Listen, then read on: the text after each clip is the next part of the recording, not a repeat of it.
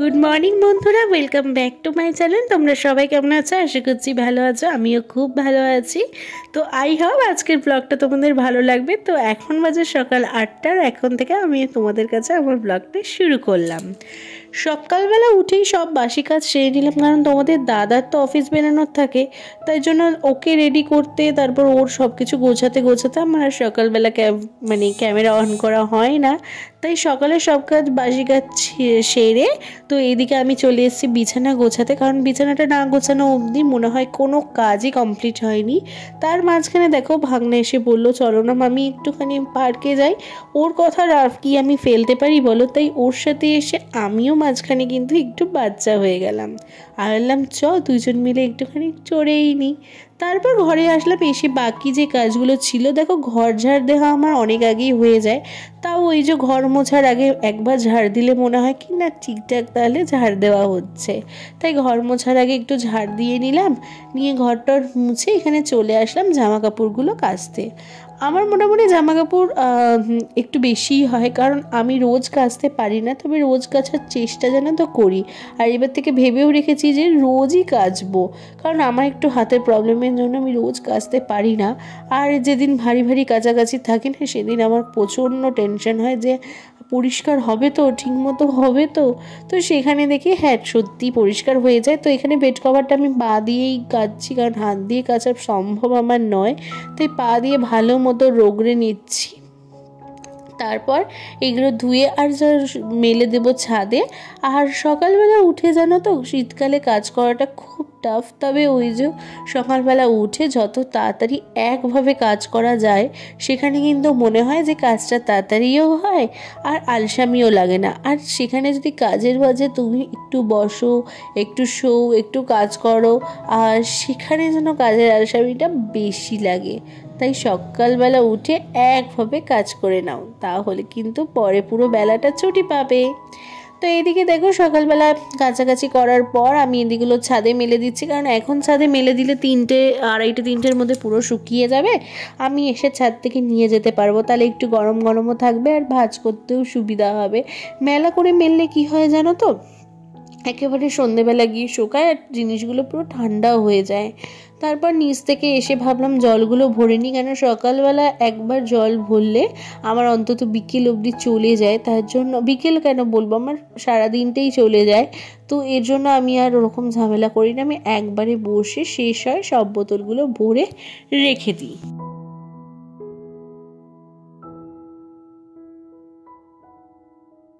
জল ভরতে ভরতে আমি আমার শাশুড়ির সাথে একটু কথা বলছিলাম দরকারি। তাও উনিও আমার সাথে কথা বলছিল, আমি কি কথা বলছিলাম সেটা তোমাদের সাথে শেয়ার করলাম না।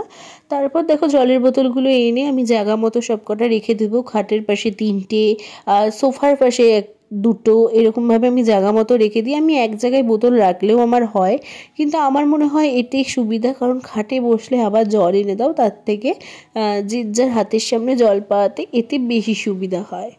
তারপর আমি এদিকে চুলগুলোকে একটু ছাড়িয়ে নিচ্ছি, কারণ আমি এখন স্নান করতে যাব। এসে তারপর পুজো দেওয়ার ব্যাপারও রয়েছে। আমার অন্য সময় হয়তো পুজো দেওয়ার দায়িত্ব থাকে না, কারণ সত্যি বলতে উনি এটা শাশুড়ি মাই করেন পুজো টুজো দেওয়া, শুধু আমি এখন সন্ধে দেব আর ধূপ ধুনো দেখাবো। আর দেখো স্নান টান করে আসার পর গাছে একটা কি সুন্দর ফুল হয়েছে, ভাবলাম ফুলটা তুলে পুজো দিই, কারণ আগের দিন এই ফুলটা তুলিনি সৌন্দর্যের জন্য, কিন্তু জানো তো পরে গাছের দিন পরে শুকিয়ে গেছে। তো আমি ভাবলাম গাছে রেখে কেন শোকাবো, তার থেকে লক্ষ্মী চরণে দিই, এটা কিন্তু বেশি সুন্দর লাগবে।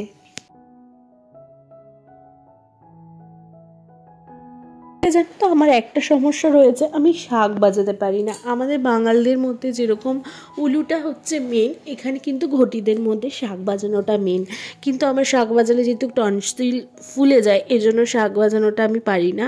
মানে শাঁখ বাজাতে পারি কিন্তু বাজানোটা হয়ে ওঠে না। তারপর এদিকে দেখো ওপরেও ঠাকুরদের ফুল মিষ্টি জল দিয়ে দেবো, পুজো টুজো দিয়ে লাঞ্চ করতে যাবো। লাঞ্চ করে আসার পর দিদিভাইদের বাড়িতে আসলাম, আর দিদিভাইয়ের গাছে দেখো কত সুন্দর সুন্দর ছোট ছোট ফল হয়েছে। সেই ফলগুলোই কিন্তু আমরা খাবো বলে এখানে সব কিছু প্রিপারেশন নিচ্ছিলাম, কারণ লেবুগুলো নাকি প্রচণ্ড পরিমাণে টক, আর সেই টকটার জন্যই আমরা ভয় পাচ্ছিলাম। কিন্তু বললাম দাঁড়া, ওর গাছের ফল তো, ওরও যখন শখ হচ্ছে আমরা একটা খেয়েই দেখি। তো শ্রেয়াকে বললাম, যা শ্রেয়া একটা ফল তুল, তুই আর আমি হাফ হাফ করে খাই। তো খেয়ে দেখি যে ফলটা কেমন লাগলো। পুরো কিন্তু এটা কমলা লেবুর মতোই দেখতে।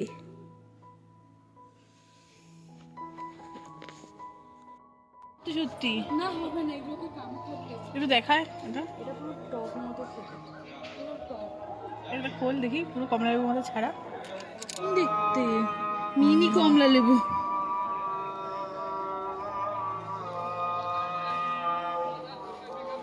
নিজের কাছে যখন ফল হয় সেটা কিন্তু খাওয়াতে বা খেতে দুটোই খুব ভালো লাগে। এটা ঠিক কথা। আমার কাছে ফলটা খেলো না, আমাকে দে মুখে একটুখানি, আমাদের ভালো লাগবে, আমরা টক খাই তো।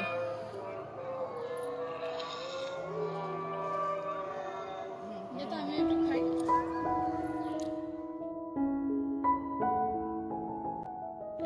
তো তারপর দেখো সন্ধেবেলা দিদিভাইদের বাড়ি থেকে এসে ফ্রেশ হলাম। দিদিভাইও এখানে, আমি দিদিভাই সব চলে আসলাম এখানে মামির বাড়িতে। আর এখানে যেহেতু এক মামা শ্বশুর আর ভাসুরের দুজনেরই জন্মদিন সেলিব্রেটেড হচ্ছে। আমাদের এরকম ছোটোখাটো উৎসব লেগেই থাকে জানো তো শীতকালে। অনেকেই বলে যে মানে তোমরা এত আনন্দ এনার্জি পাও কোথা থেকে, সত্যি আমাদের একটা আলাদা এনার্জি। তার জন্য হয়তো আমরা খুব ভালো আছি যে আমরা নিজেরা নিজেদের নিয়ে সবসময় আনন্দ খুশিতে থাকতে পারি। আর এদিকে দেখো মামি এখানে হাসছে, আর মামিও বলছে, মামি বলছে ভিডিও করছিস, জানলাম হ্যাঁ। আর কেকটা বের করবো বলে ফ্রিজটা খুলেছি।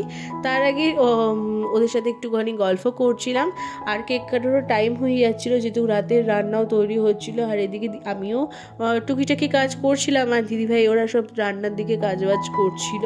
তাই জন্য আমি এদিকে ওদের একটু ভিডিও করে নিলাম, কারণ আমাকে তো একাই করতে হবে বলো ভিডিওটা। আর তারপর এদিকে কেক দুটো বের করে সাজিয়ে নেওয়া হয়েছে।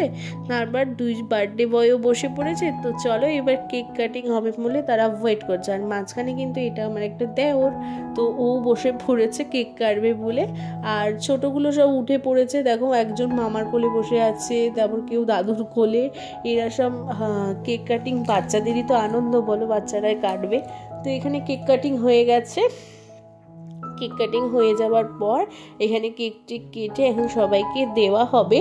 আর ওইদিকে জানো তো রাতের রান্নাও কমপ্লিট হয়ে গেছে, ওগুলো সব মানে খাওয়া দাওয়ার ব্যবস্থা করা হচ্ছে।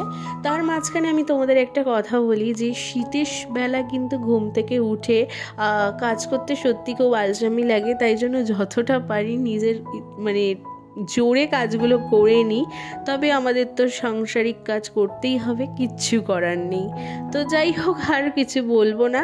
এইদিকে দেখো সবাই কেক খাওয়াচ্ছে, আমি এদিকে ভিডিও করে দিচ্ছি। আর বাবুকে দেখো কেক খাওয়ানোর সময় বাবু বুঝতে পারছে না যে আমি কিভাবে খাবো।